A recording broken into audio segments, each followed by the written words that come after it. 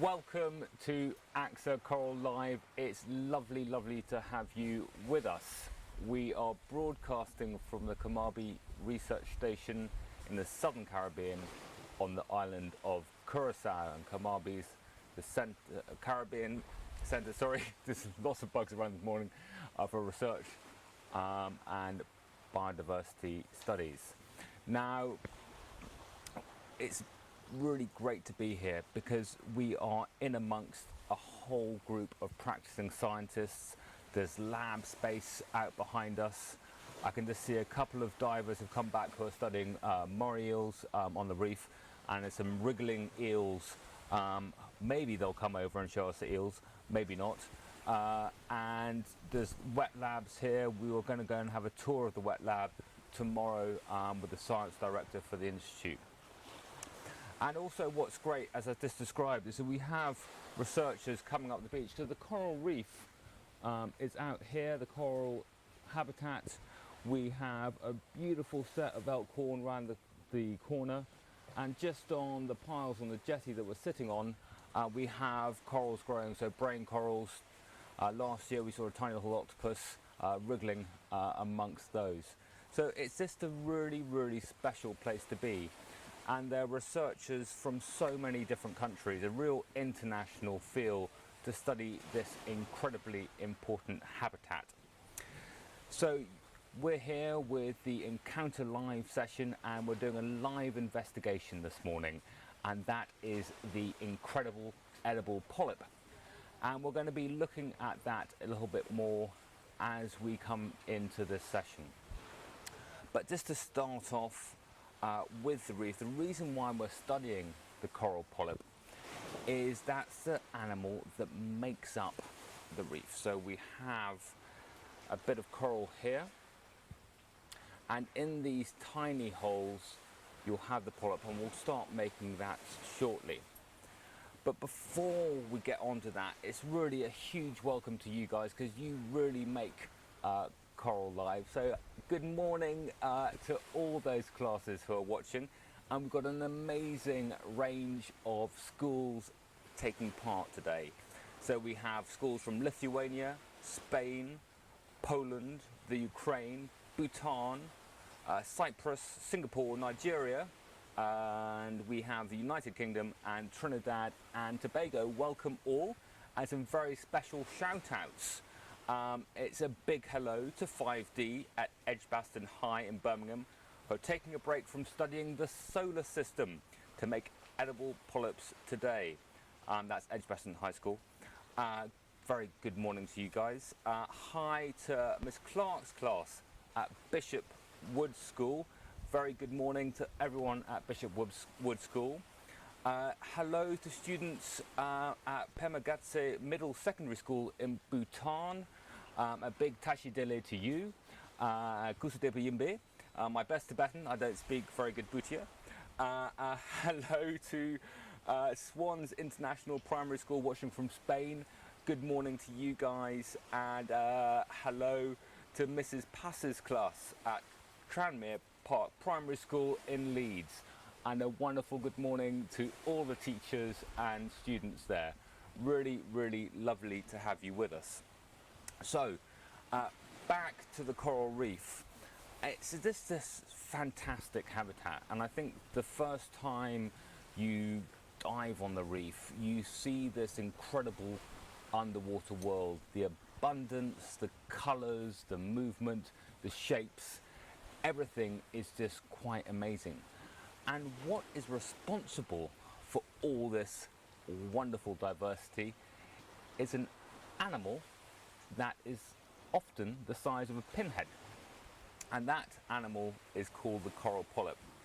And today's session, we're going to be looking at a few things. So first of all, we're going to know more about the coral polyp and its anatomy, and we're going to do that using the medium of sweeties, bananas, marshmallows and biscuits or cookies. We are going to develop that skill of how can we use different ways of modeling anatomy to understand the natural world a bit better. We're not going to focus so much on STEM careers in this session, but do join us for the next session where we have Dr. Valerie Chamberlain, who'll be talking about her career as a coral scientist and looking at coral recovery. And I hope that learning more about coral will help you understand how we can all work to conserve this amazing, amazing ecosystem. So what I want to do is get that all down. We'll do our live investigation, and then there's a chance to go through your amazing questions. I've seen there's a really fantastic range that have already been submitted via the Encounter EDU website, and do take part in the live chat as we go through this program. What I want to do is, I think Ellie, wonderful Ellie behind the camera, making sure everything works. I think we've got a couple of anagrams for you, just to test your science vocabulary before we start making our incredible edible polyp. And before we get those anagrams up, I'm just going to point out some of the things that you'll need to have ready if you want to take part live. You can always do this activity later, but if you want to take part live. So first of all, you'll need a banana or a marshmallow. You'll need toothpicks. You'll need a knife and or scissors. You don't have to have a sharp knife. That's especially for younger students. Just an ordinary kitchen knife will do. You'll need some jam. You will need some sugar sprinkles, some wonderfully sweet strawberry laces or similar, and some nice thin biscuits. So biscuits like this. I have brought some, here we go, some M&Ms, and I'll explain the importance of M&Ms in just a bit. You don't need them for this, but I'm going to get covered in dye. We've got a little bit of rain this morning here. So, Ellie, shall we roll those anagrams and just give students who are watching a little bit of a test before we start the live investigation?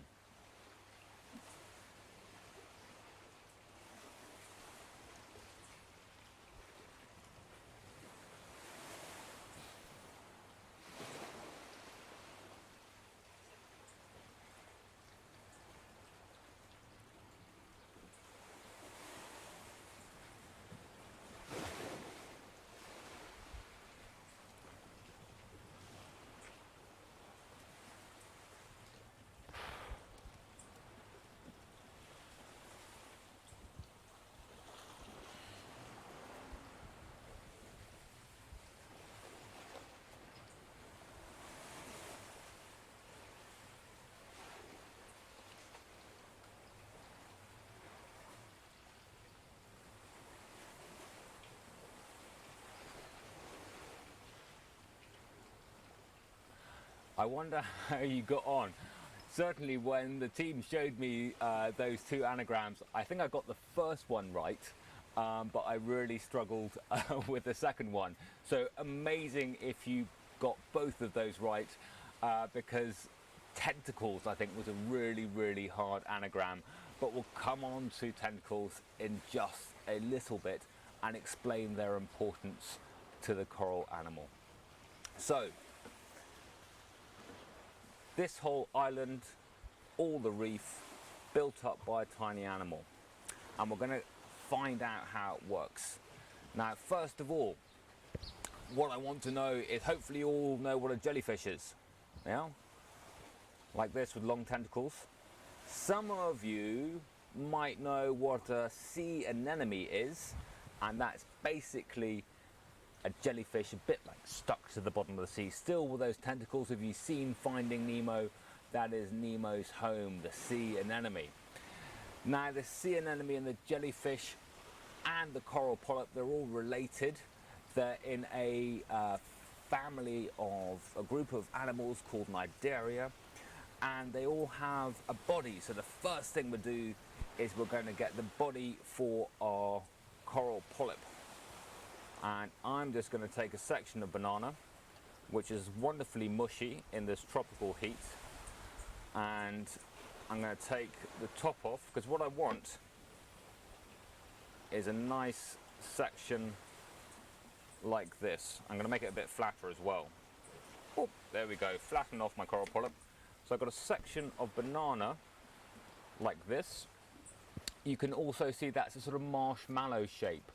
So you can have either a marshmallow or a section of banana like this.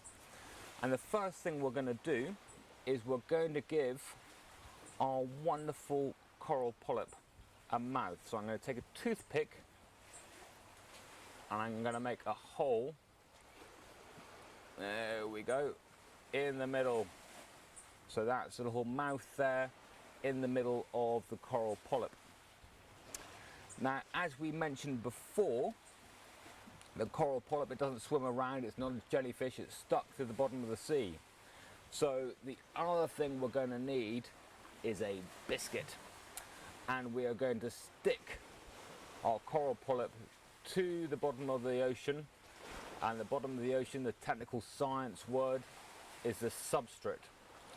Now, coral polyps, they're pretty picky about where they settle on the bottom of the sea. They're like a rocky substrate, so no sand for them, and often they'll settle on old and dead sort of reefs. So really important they have that clear rocky substrate to sit on.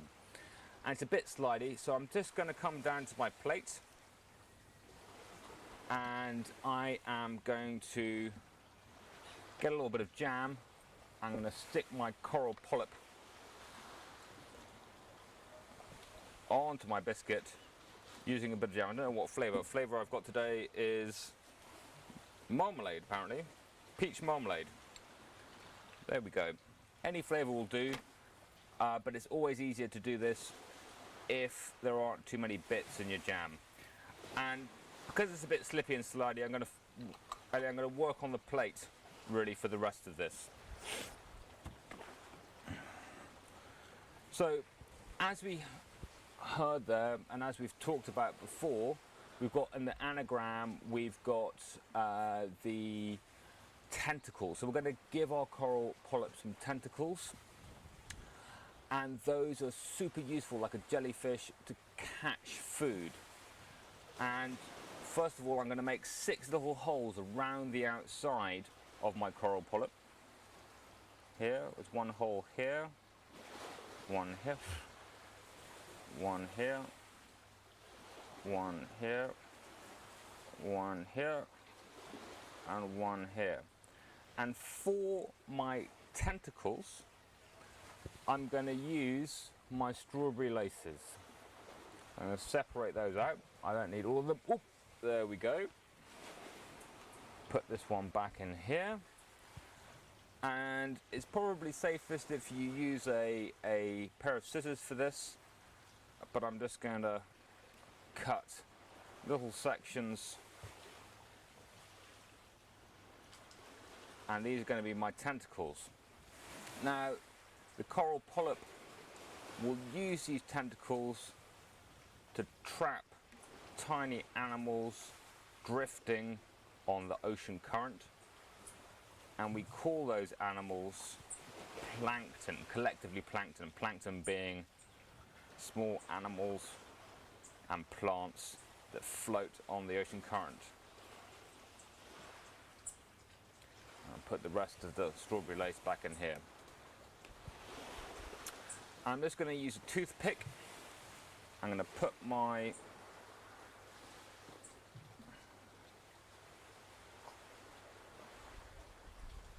tentacles in here. So this is the most fiddly stage. There we go. Oh, that one's in there.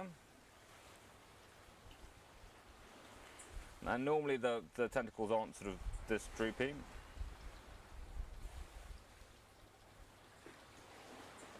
Ah!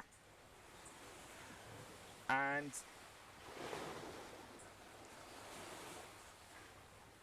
often it's during the night that the coral polyp will use these tentacles to feed. And I don't know whether you're having these problems, I'm covered in little sandflies who seem to be attracted by this wonderfully sweet concoction of banana, jam and sweeties. Ellie's very kindly been trying to pass me some bug spray, but I think if I do that then I'm going to sort of end up eating bug spray at some point soon, and that will make my, oh there we go, rats. This is easier if your bananas haven't got really soft in the tropical heat. I don't know where, well, exactly you're watching from, but the temperature here is about 27 degrees, even at this time in the morning. So we've got 3 more tentacles to put in, and I wonder how you're getting on in your classrooms. Oh, there we go, that's an easier bit there. Last 2, I'm going to turn my polyp round. Last 2 to do.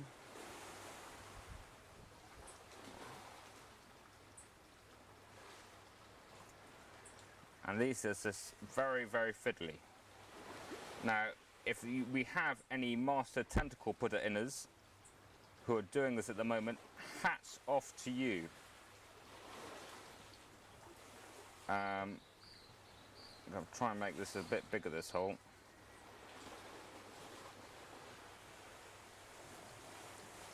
There we go. And the last one, I'll stop using that. In we go there. Wow-wee. So I'm just going to hold up my wonderfully soggy banana, and here you go. So you can see I've got the body of the coral polyp, the banana, you might be using a marshmallow. I've got the mouth that we made in the middle. I've got the 6 tentacles, and then we've got it stuck to the bottom, the rocky substrate. That's the science word for the sea floor, and that's using a bit of jam there. Now, I'm going to put this down, and we're going to talk a little bit about the wonderful ocean behind me.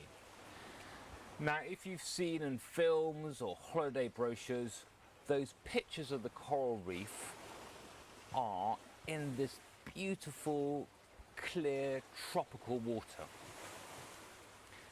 And clear water means there aren't that many little pieces of food for the coral polyp to eat. And it was Charles Darwin who came up with this paradox, this question: how does this amazing abundance of life live in these waters that don't have much food floating around them? And the coral polyp is an incredibly ingenious animal. It's decided to say, okay, I can't catch enough food, maybe only 10 to 30% of the food I need using my tentacles, and bringing all that into my mouth. What I'm going to do is I'm going to form a special relationship with a tiny algae called Zooxanthellae. And what we're going to do is, if I just come back down to my plate, Ellie, we're just going to show a few things here. Now, we have the Zooxanthellae, they're tiny, tiny, tiny wee. But I've got these different colours of M&Ms, and they're really just to show you that these are the types of colour of algae we have. So you have the sort of reds and oranges, the browns, the greens and the yellows, and that's where you see the colour on the reef coming from. So like a jellyfish, the coral polyp's tissue is clear, and then the colour comes from these algae that live inside its tissue. So it's a little bit like having a sort of vegetable garden inside you and getting the sugars from that.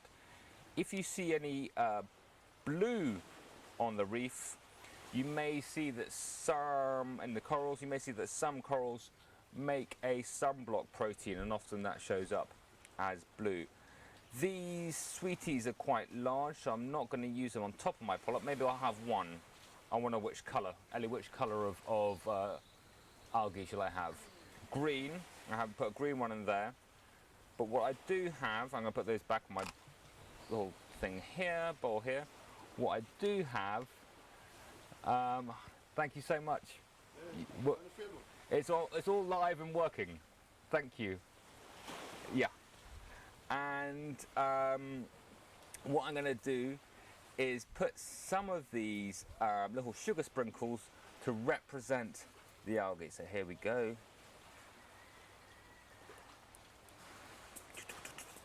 There we go. There's a good load of sugar sprinkles. And what that does is it represents the tiny algae living inside the coral tissue, and through photosynthesis, so through the process that converts carbon dioxide using the sun's energy into sugars, that we have here another mechanism for the coral to get energy and grow these amazing reefs that supercharge that these tropical reef growing corals need. Now, we have a little bit of a problem. We can see this soft tissue around the outside here, and that could be eaten by a predator like a parrotfish. So the incredible thing that coral does is it takes a mineral from the water, calcium carbonate. Now that's the same mineral that you have in chalk, in marble, in limestone, and you can see here this is basically like a rock. So this is minerals taken from the water and secreted and grown and grown and grown. So to represent the fact that it makes itself a little cup called a corallite, what I'm going to do is break up a few more biscuits and put those around the edge with a bit of jam. I'm going to do that on my plate. So I'm going to bring this back down. Open up my jam again. Take a little bit of biscuit.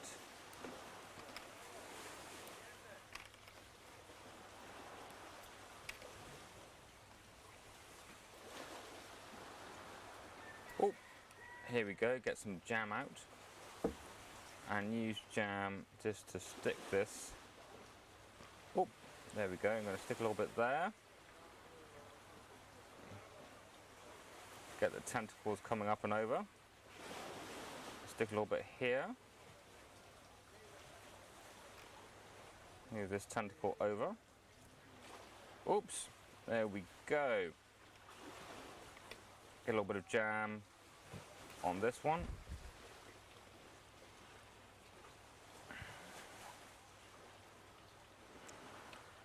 And continue round. Lift these tentacles up and over here, and get my last little bit of jam.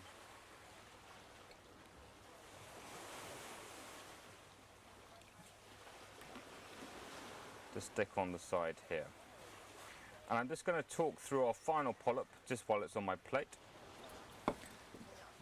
Put the lid on the jam so we don't get that full of flies. So we have an animal, the coral polyp, related to the jellyfish and the sea anemone. It has tentacles with stinging cells in them to catch food. It's stuck to the bottom of the sea. Because there isn't enough food in the water to catch with its tentacles to keep it growing super fast and healthy, it's got these tiny algae inside it called zooxanthellae. They get energy from the sun and supercharged energy, so up 70 to 90% of the energy coming from photosynthesis, or the products of photosynthesis, and then taking the calcium carbonate from the ocean and building this corallite, and then as it develops, the coral polyp will bud and that's a process one will split into two, and there'll be two here growing out, split, split, split, split, split, split, split, split, split, split, split, until you starts to form those amazing structures you see on the reef. Now, hopefully you've all managed to get nice and far with your incredible edible polyp. It's called an incredible edible polyp for a reason, and hopefully you will all have a bite with me wherever you are. So I'm just going to have a little chew here.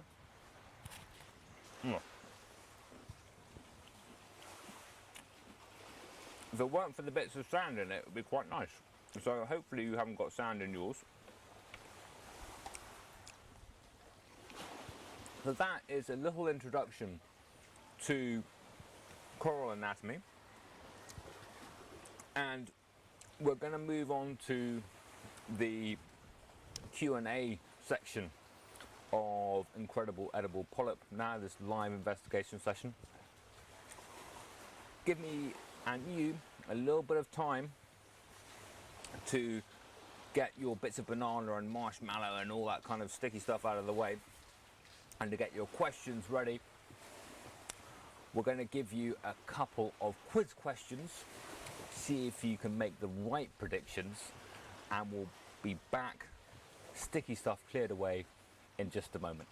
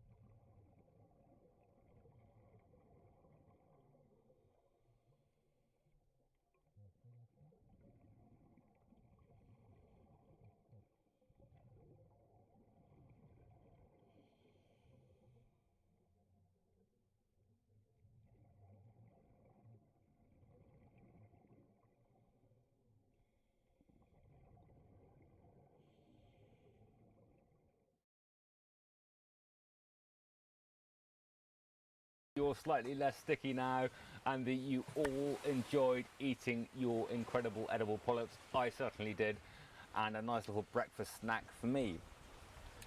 And I wonder how you got on with those predictions. So we had that first question about how much of the ocean the coral reef covers.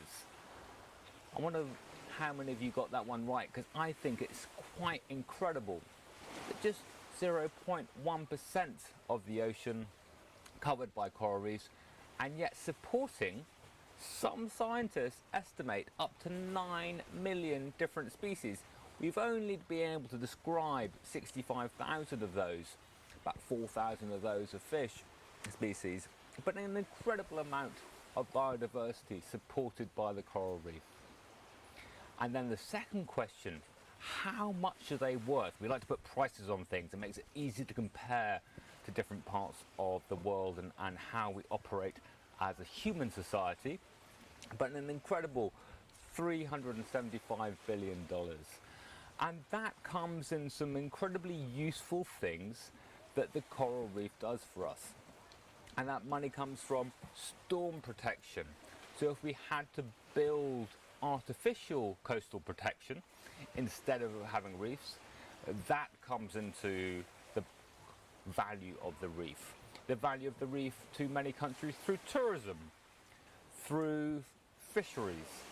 And also, we're having a discussion last night with the scientists here about the medicines that we might find on the coral reef.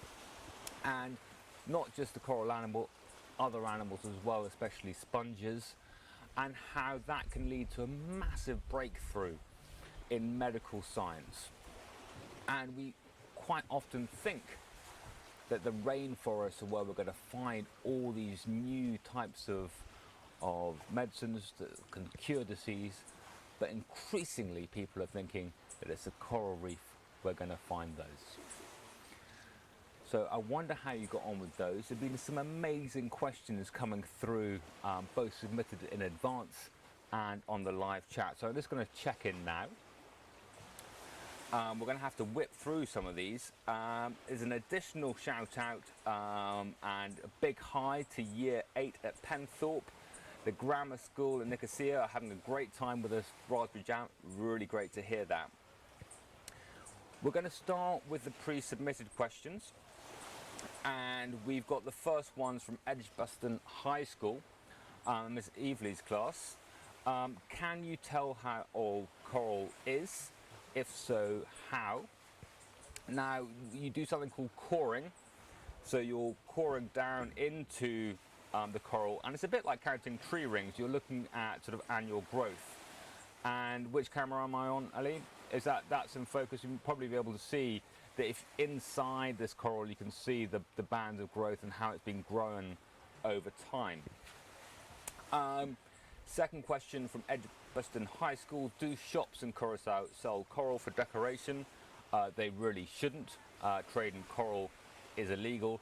The best coral gift you can buy is to support reef conservation and reef protection efforts. So if you're going to buy coral, buy, I say buy in inverted commas, a patch of reef and help to save that for future generations. Who designed this activity? It's been around, this incredible edible polyp, it's been around a great activity for many decades. I think first coming out of the US, I saw it at a conference and worked out a recipe for you guys to get a good understanding of it. Question 4 from Edgbaston High School. How do corals breathe? That's a really great question. So they're taking up dissolved oxygen in the ocean. And remember, we talked about those algae inside the coral tissue. Now, one of the results of photosynthesis is oxygen, and so you've got the coral polyp also benefiting from the oxygen produced by the algae, by the zooxanthellae during the day. These are fantastic questions. What sort of pollution do you see on Curaçao's reefs? Now, Ellie was out with the Sponge Boys yesterday, getting some film for a session later this week, I think on Wednesday, and did see evidence of plastic pollution. Now, quite often though, it's the pollution you can't see that can damage corals. So we're talking about water quality, we're talking about runoff, we're talking about sort of sewage and that kind of thing getting into the water as well. And what that does is it speeds up the growth of algae, and there's a competition between coral and algae on the reef, and more sewage can help the algae in that sort of battle, as it were. So water quality is often the unseen pollution that has a big impact. And now we're going from Edgbaston High School to Ursula Newar School in Lublin, Poland, and some great questions submitted by them.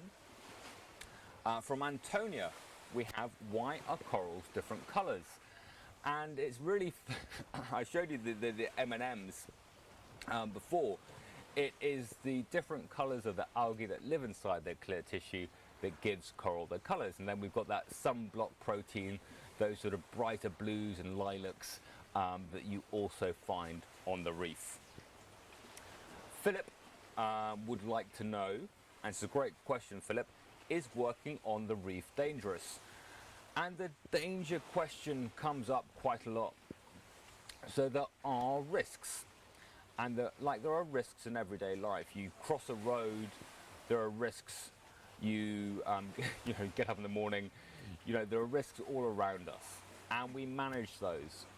When you're working on the reef, you pay special attention to all these risks. You're checking your equipment, you're doing briefings, you're doing all these types of things. You know how to work around the reef so as not to get into contact with animals that might sting you.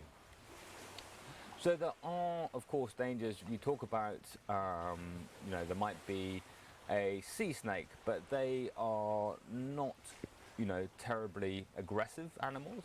Sharks also not terribly aggressive animals. Curious, yes, but not aggressive.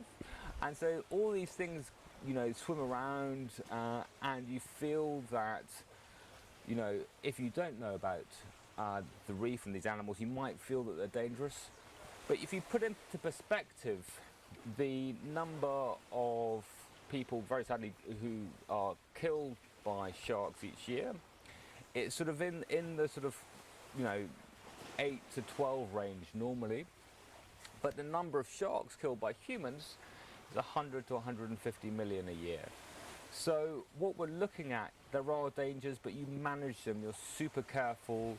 You check your equipment, you dive with a buddy, you've got backup systems, and you really work hard to minimize all those dangers. This is from Sophia. Why don't we have coral in Poland? Really great question, Sophia. So there are corals around the world and lots of different types of water. But the typical tropical coral reef, the shallow reef that you see here, you might have seen in films and documentaries or cartoons like Finding Nemo, they're quite fussy. And so they like clear tropical water so the sunlight can get through, so the algae inside can photosynthesize, get energy from the sun.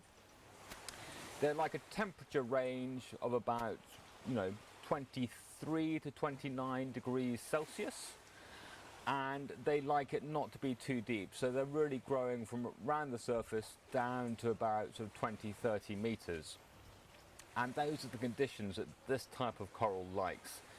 And I don't think, correct me if I'm wrong, but I don't think that those are the conditions that you'd find in the Baltic, and so that is why you don't get this tropical coral reef growing in Poland, in the waters off Poland. Great question from Henrik, which is how can I become a coral scientist? Henrik, it's a really great question. Now, I'm not quite sure what stage of schooling you're at, but I'm going to describe this generally because there's different schooling systems around the world. But really, you're choosing your subjects and really focusing on your sciences and your maths, and then looking to study a degree, a bachelor's degree, and it doesn't have to be coral specific or marine specific. It can be a general natural sciences degree, and then you can start to specialize in there. Most of the students who come out here for their field work, they are master's students or doctoral students, so they've gone on from doing their bachelor's to doing a higher degree, and then it is quite a competitive field. So if you can show evidence, it doesn't have to be going diving or anything else. That's something you can learn later. But evidence of a real interest in nature, getting out, volunteering for a local nature organisation, really getting involved in observing and understanding the natural world. A few tips. What's great is that we've got a about 10 different coral scientists who'll be speaking during the week, so do drop in for some of the other sessions and you can ask them for top tips and talk about how they developed their careers and became coral scientists. And the last question we have from Poland is, how does coral defend itself? We've only got 2 minutes left. Oh my giddy on, I'm going to have to go through these really fast. How does coral, 4 minutes left. How does coral defend itself? Really cool tentacles with the harpoon cells in them called nematocysts. So very vicious. You just have to look at sped up footage, time-lapse footage of a reef at night, and they're all at war. We now have the Canadian International School in Singapore. How many different species are there on the coral reef? About 1,000 species of coral, estimates of up to 9 million different species, and about 60,000 of those have been described scientifically, so we know more about them and given them names. Great question. That's from Charlotte Bow. Why are corals so important? They take up a tiny amount of the ocean and yet support 25% of all marine life, and we've gone on to that value they have to humanity. $375 billion estimate there. Can coral feel like we do? And that's Henry. Not quite. They do have the ability to sense. They also follow chemical signals. So when they're trying to find a nice bit of seafloor to land on, they follow chemical signals to get there. Relates back to pollution issues. If we get too many cosmetic kind of smelly stuff into the water, that can confuse corals as well. How many different types of coral are there around the waters here? In Curacao we've got about 70 species. The further away you get from the coral triangle, that's sort of the section in Southeast Asia that looks like a triangle between sort of Indonesia, Malaysia and the top of Australia. That's where the center of coral diversity is. So 1,000 species of coral globally, with the highest diversity over there in the Indo-Pacific. Here in the Caribbean, around the island of Curacao, about 70 species. And Chen would like to know, what's the rarest coral you have seen?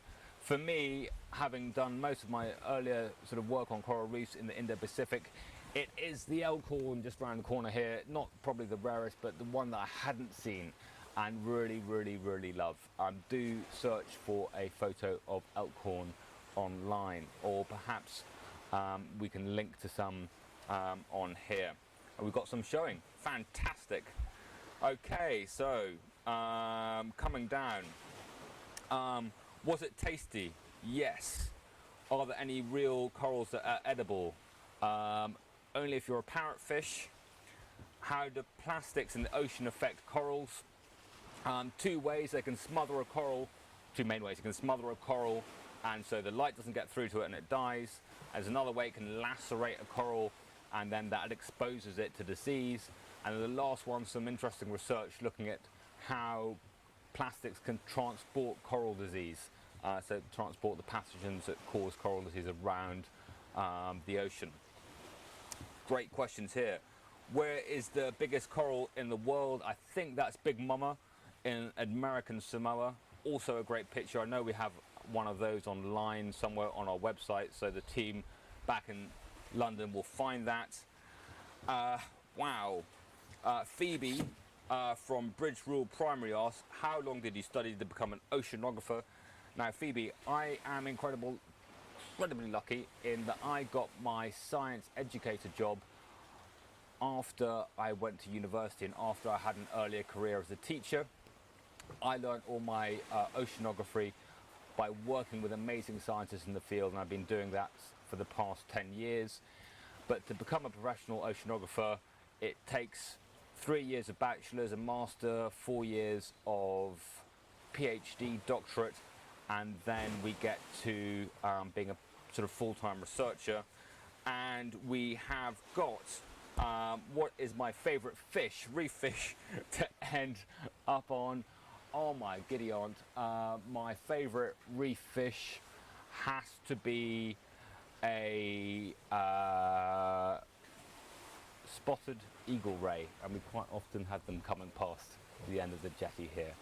Thank you so much. I can't believe how quick that session went. Thank you so much for joining with us for this live investigation, this incredible edible polyp, as part of AXA Coral Live. We've been broadcasting from the Carmarby Research Station. Do join us for the rest of the week. We've got an excellent session with Dr. Valerie Chamberlain coming up. We've got Coral Q&A after that.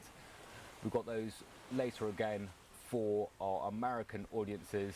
And then tomorrow we've got a tour of the wet lab with the science director here, Mark. And we've also got making coral food web mobiles, which I'm really looking forward to. But until then, it's a big goodbye from us. Bye-bye. Thank you.